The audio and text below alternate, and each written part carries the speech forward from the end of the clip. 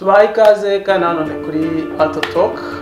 Uyu munsi igice cya kabiri kuri ya topic twari dufite ubushize, turakomeza. Topic ni ubukristo n'umuziki.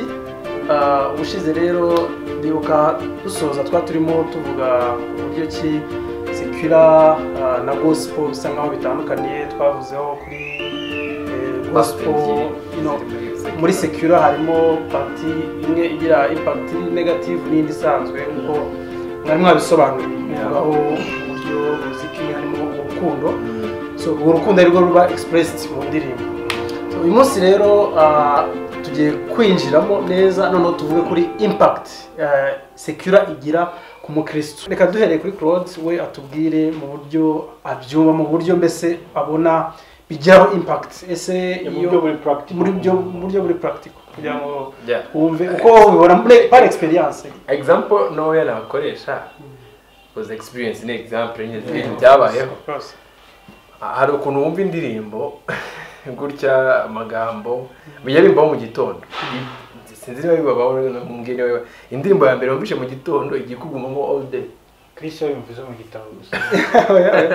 Nazuba ugasanga umunsi uragenda uyirepeta, aho uri kumwe n'abantu ugashiduka urivuga from nowhere utanabishaka kuko wayumvisha. Arakana yaravuze rero ngo kwizera koza no kumva ijambo rya Kristo. Ngiye mbona no kutizera bizanwa no kumva ibindi bintu byagushishikariza kutizera. Obviously mbese mu yandi magambo ibintu duha amatwi, ibintu dutinda twumva bijya mu bitekerezo byacu, nibyo na Bibiliya yavuga ngo ikintu kibisi kijya mu muntu mu kanwa, ahubwo ngo ikimuvamo, kandi icyo kimuvamo kiba cyazanwe n'ibintu yumvishe na information yumvishe mu matwi. Example rero ngiye kuba iyo uko kuntu wumva indirimbo izi zasakira cyane amagambo yayo ushobora kuyumva nk'umukristo, sometimes uvuga ati nta impact byangira, because twese tujyana a positive mindset iyo turi gukora ibi bintu, ukavuga reka nyumva abandi bayumva, ese iyo ndirimbo yaciye ibintu reka nyumva, ukayumva. Ni naho hantu ubushize twavuze Satani atera Adamu na Eva muri garden, yaje abazanira uburyo icyaha ari yaba presenting uburyo ikintu Imana yababujije cyoroshye. Erega ntago ari big deal. Reba banza wegere kwanza igite barakegeye wanafashe hose ubundi arafata yose biro bitangira koroha. Iyo utangiye gufata this secular music, izi ndirimbo, izo information, ukabanza ukabyo abandi barabyumvishe n'inshuti zanjye na click yarabyumvishe. Iyo rero uzumvishe niho hantu wisanga from nowhere kumva uko tinze nk'ijambo ryari ririmo izo ndirimbo. Iyo abantu bakora tuvuge bakora music, abantu bakora gospel na secular tubikora mu buryo butandukanye. Kuri gospel tuba turamya Imana nkuko twabivuze, turamya Imana niyo ari audience yawe, niyo mbere yuko abantu baza kuvuga ngo indirimbo yamesheje mu gishari biki icyambere tuba dukunda Imana. Niyo tuvuze indirimbo zivuga ubutumwa bwiza tuba tubwira abantu ubundi Yesu.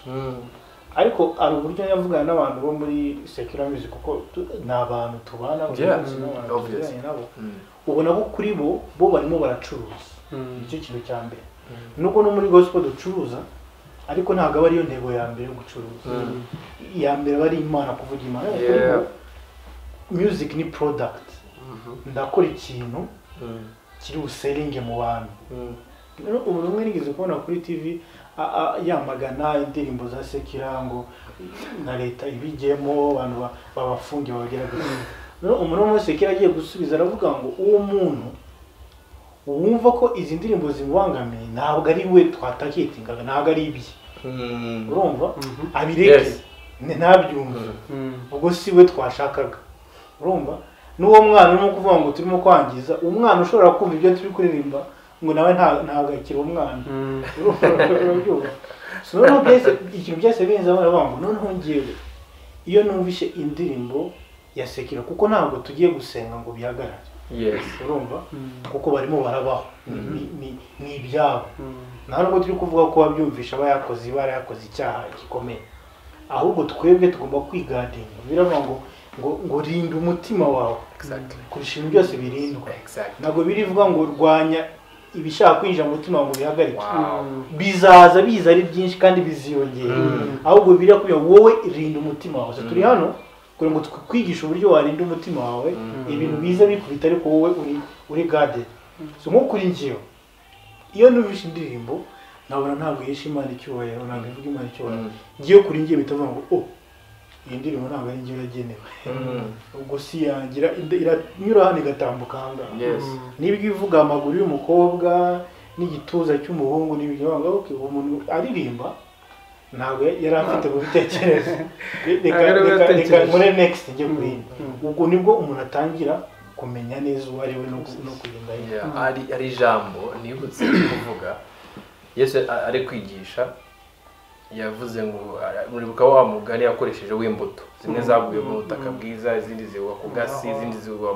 mahwa amahwa agereranya n'ibintu biri mu mutima w'umuntu ariryo ryarari bya bintu by'isi byose bicokinga ijambo naho twari turi kureba izi ndirimbo izi information wishyizemo turi kureba impact bigira ku mukristo niba ngo nabijyanye n'amahwa wishyizemo none uzasanga umukristo ariho ahantu agerageza ku pastor yo kuvuga ubushize ngo kumva ijambo akumva nibikiryoshye kubera iki hari ibintu bamaze kwinjiza bimaze gutinda bituma n'ijambo rimo rifata umwanya biri kubyigana n'ijambo kandi iyo byaba ikintu kibaye cyinshi kigura obviously uzafata amazi igikombe ugishyiremo umucanga ufungura amazi muri icyo gikombe kirimo umucanga ayo mazi nagumye kuba menshi azavanamo umucanga so n'ijambo ririmo izo ndirimbo iyo sakira nukomeza kuyirundamo bizagera ahantu ntabwo nyifashwa ujya muri church ubona abantu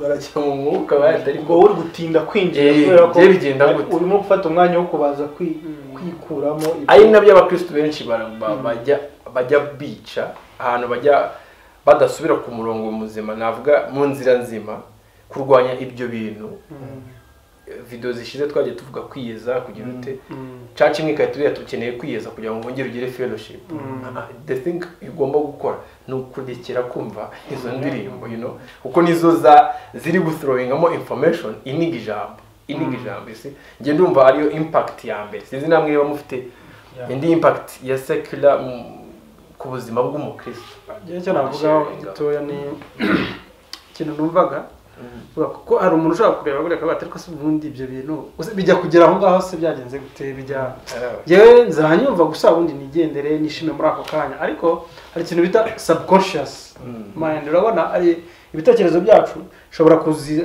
ikanyuraho nko pastor avuze igaca hano ikanyura aha ngaha bivuze ko utayumvisha ariko iyo kugira ngo indirimbo ijye kugera muri ya subconscious mind yawe cyangwa hahandi ni hahandi utangira kuvuga ndagira ngo nyine mwe nk'akantu kazakakwaratinga wumve ko bagiye muri extreme urabona nk'urugero sinzi niba namwe hari igihe uri n'umukristo ujya no gusenga wazavuga uti ariko se harya nangire nemba karirimbo ugahita utangira kumva hasi haza zazindi wajya gusenga ukumva ntabwo uri kuba focused kubera wiriwe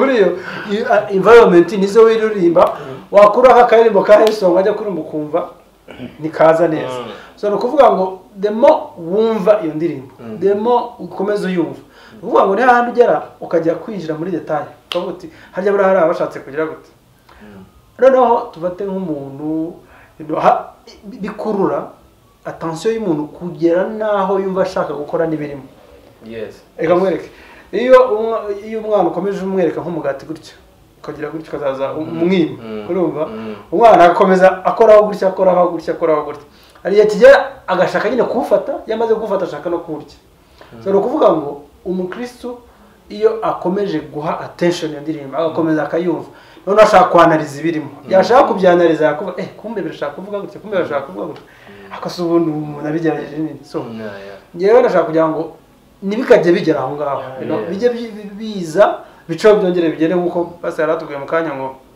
wumve ko ntago ari yawe nujya no kwiririmba ngarukire hano so bureka mubwiye iyo uri umwana w'Imana ubu turimo turabwira cyane abakristo kuko ni ubukristo n'umuziki.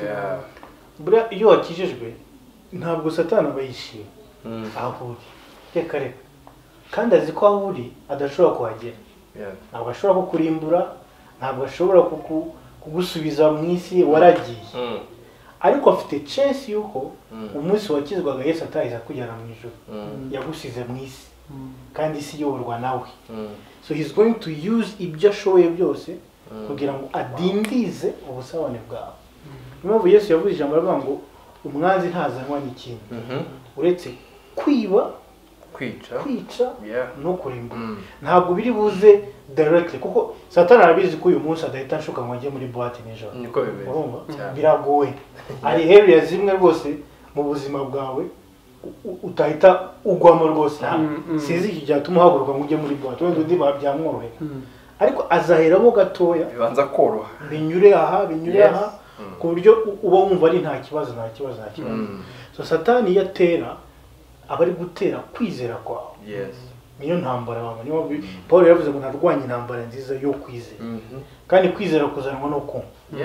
So umva rero agomba kurwana na mind yawe, atangire agwemo izindi information zituma ibihe byawe niyo twatanye tuvuga ngo nta cyari gukora rwose.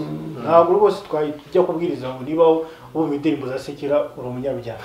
Ababyigisha rwose nibyo ni ibinyoma. Ahubwo icyo biri gukora nuko birimo kugutwara umwanya no muri mind. Niyo mpamvu ujya kwisanga buri wese ujya wibaza kuki njya gusenga bikanga nkabura amagambo, kuki babwiriza ngo ndibindyoheye. Nuko uzacekinge ibyo utindamo nibyo ugenda wumva cyane. Kandi igisubizo si ukuvuga ngo bireke, igisubizo ahubwo ni ukwiyuzuza ibindi. Buriya idini aho ribera ikibazo niko ribwira abantu ngo mubreke. Ubu twakwicara tukavuga ngo reka izo ndirimbo, reka gukanda iyo YouTube cyane, Yesu arimo arakureba. Ibyo ntacyo bizakora. Ntarangiza kuvuga gutya numara gukangika mu gitondo uyikande. Aho igisubizo ni uko reka mbisimbuze ibindi. Urumva? Utangire wumve indirimbo zo kuramya, wumve indirimbo zikubwira iyo message, nibwo utajya unatinda n'igihe ugiye gusenga ntabwo utinda kwigira. Igihe cyose wumvishe indirimbo nta nubwo tukeneye no kubabwira kuzibatondekera, murazizi. Igihe cyose uyumvishe uyiplayinze cyangwa se igihe cyose uri kuyumva kugira ngo ubashe kurinda umutima wawe, icyambere ujye umenya ko bitakugenewe, si ibyawe. The message here is not yours. Urumva? Hanyuma wige kwitoza kumva indirimbo zivuga Yesu. Mind yawe igikomeza nkuko indirimbo zigenda muri subconscious, aba ari uko nawe uhora wiyuzuzamo indirimbo, wiyuzuzamo amagambo y'Imana. Uko niko gukura. Naho ubu zisanga turi abakristo bavuga ko ari abakristo gusa ariko badakomeye. Bacitse intege kubera ko ibintu tuhora twumva twabiciye amazi twumva ko nta kibazo. That's why you don't give an impact. Ngewe nkunda umugabo pastor witwa Rutayisire, ndabizi ko abantu benshi bamukunda. We yaravuze ngo ngewe ngomba kuba intagondwa, muheza nguru muri Kristo. Kuki se dushaka ibintu byose kubyoroshya, let's be cool. Ibyo kuba cool nibyo bitwisha. Bibiliya yanga uri cool. Aho ushaka kukonja cyangwa ubushyuhe. So twebwe turi hano kugira ngo this altar talk is kugira ngo tube on fire for God. Tube extremists. Urumva? Kandi kuba extremists ni gukunda ibyo Imana ikunda no kwanga ibyo Imana. So rero we need to stand for God. Ayo bikarenga amagambo ahubwo uvuga ngo okay birahari, it's happening, turi kuri social media twese turabibona, ariko I know who I am. Urumva? Ngomba kuzama uko ba playing cyane iza secure, natwe du playing cyane iza gospel, turirimbe Yesu tumwamamaze, kuko ntabwo turi kugira ngo dusenye abari bo bose babikora, ngo turi kugira ngo tuzamure Kristo avuge cyane. So utubwiye amagambo meza, tubwiye ngo tugomba abakristo tugomba gusimbuza secular music cyangwa secular information, kuko si indirimbo gusa na filime n'ibindi bintu byabyo byose tukabisimbuza ibintu bitwubaka, bidukuza mu rugendo rwacu rw'ubukristo, because it's a journey. Duhindurwa dusa n'umwami bitewe n'ibyo twumva bidukuza.